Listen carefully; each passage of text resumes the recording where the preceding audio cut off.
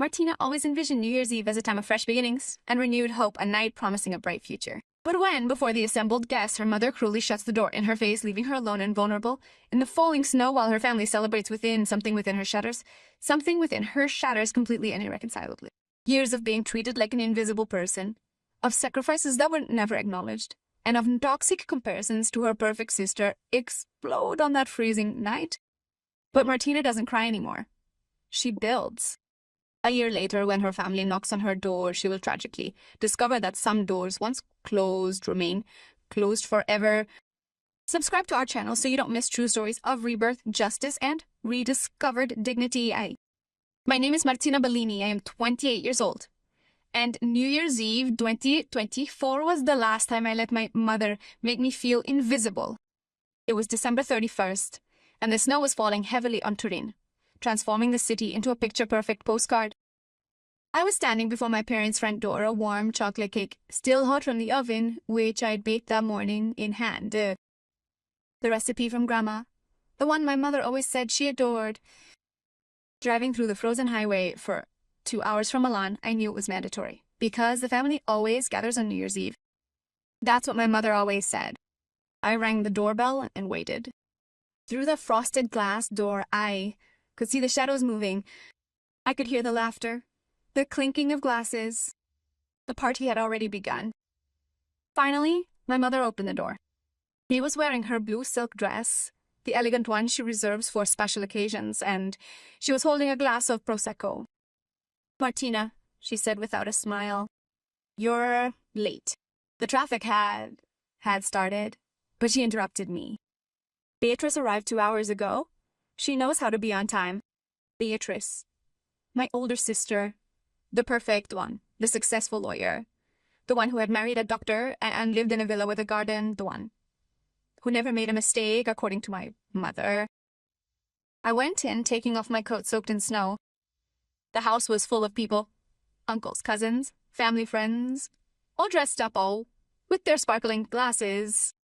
I looked for a place to put the cake, but the buffet table was already overflowing with elaborate platters and plates. "Grandma's cake," I said to my mother, trying to smile. "I made it early this morning, just the way you liked it." She barely glanced at it. Beatrice brought some Mulisano coffee, pastries. They cost a fortune, but you know how it is. Only the best for this family. I placed the cake in a corner of the kitchen, between a pile of dirty dishes and an empty wine bottle. No one noticed it. No one noticed me, really. If you too have ever felt like you were invisible within your own family, please leave a comment and subscribe. Stories like this deserve to be told. Beatrice stood in the center of the living room, surrounded by admirers. She wore a perfectly pressed cream-colored towel, her hair pulled back in an impeccable bun. She was telling the story of her latest court case win, and everyone was hanging on her every word. The moment the judge pronounced the verdict, and even as she spoke with a radiant smile, my client embraced me and burst into tears. Moments like that remind you why you do this job. "Well done, honey," my mother said, patting her shoulder with obvious pride. "Oh, it's always so brilliant." I remained standing beside the kitchen door, a glass of water clutched in my hand, observing the unfolding drama with the detached amusement of a spectator, someone paid specifically to witness the performance of my own family. My father noticed me and came over. "Martina, how's work going?" "Good, Dad. We just launched a new data management platform specifically designed for SMEs. It was a huge project. I've been working on it for months." He nodded absently, already looking at Beatrice. Nice. Sorry, I have to go make a toast." He walked away before I could finish. Always like that. Every time I tried to share something to make myself seen, there was always something more important. Someone else more interesting. The evening continued in that haze of irrelevance. Drinks were served, dishes were cleared. I smiled politely when someone asked me generically, "How are you?" Without ever really waiting for an answer. At 11:30 p.m., my mother gathered everyone in the living room for the midnight countdown.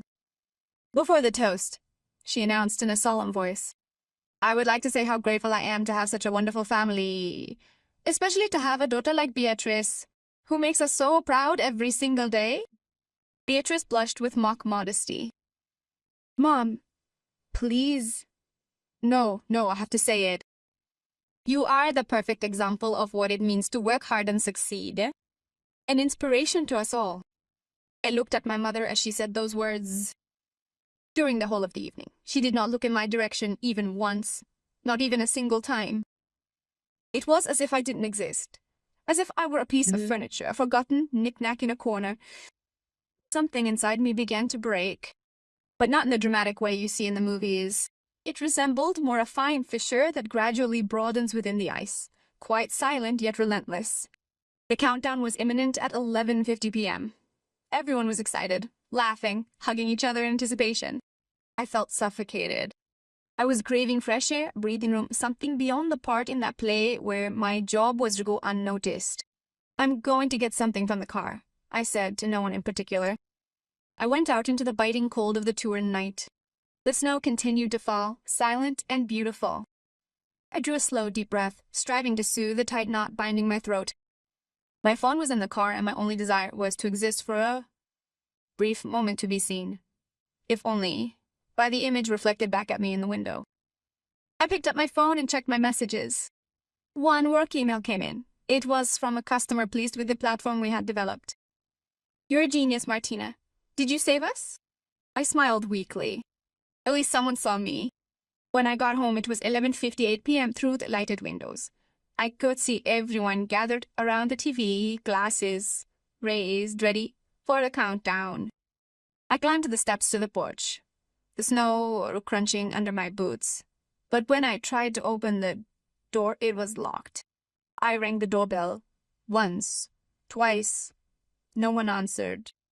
Everyone was too busy shouting, 10, 9, 8. I knocked louder, almost desperately. Hey, it's me, Martina. Finally, my mother appeared on the other side of the glass. I gazed at her, hoping she would open it, but she merely shook her head slowly, a gesture that carried the weight of reproof, as if she were chiding a stubborn child. Did you go out? She said through the door, her voice muffled but perfectly audible. You chose to leave during the most important moment of the evening. You can't always do as you please. Mom, I was gone for 2 minutes. Beatrice would never leave. Beatrice understands the meaning of family. Then, as I stood there, frozen more by shock than by cold, she turned and walked back toward the living room. Through the glass, I saw her hugging Beatrice, laughing, toasting as the city exploded with fireworks. Ta-da! And I was outside, literally outside, in the snow as my family celebrated the New Year without me. Happy New Year! The cheers of joy filtered through the walls. I stood there, shaking, looking through to that closed door at the life I had been excluded from. I didn't cry. I didn't scream. I simply remained motionless, as something inside me finally turned off, or perhaps turned on for the first time. I went back to the car, ran and left that house. On the way back to Milan, as fireworks lit up the sky above the highway, I promised myself I would never knock on that door again. I would never beg to be seen again. And what would you have done in my place? Write in the comments and subscribe for more stories of personal rebirth. The first months of 2024 were the most difficult of my life, but also the most liberating. I deleted my mother's messages. You're dramatic, you always overreact. Beatrice would never have been so offended. I blocked my father's calls, who tried to mediate without ever really taking a stand. You know how your mother is with her ways. You've always been more sensitive. As if I were the problem. As if wanting to be seen, recognized, loved was a weakness that needed to be corrected. But I had finished correcting myself to please them.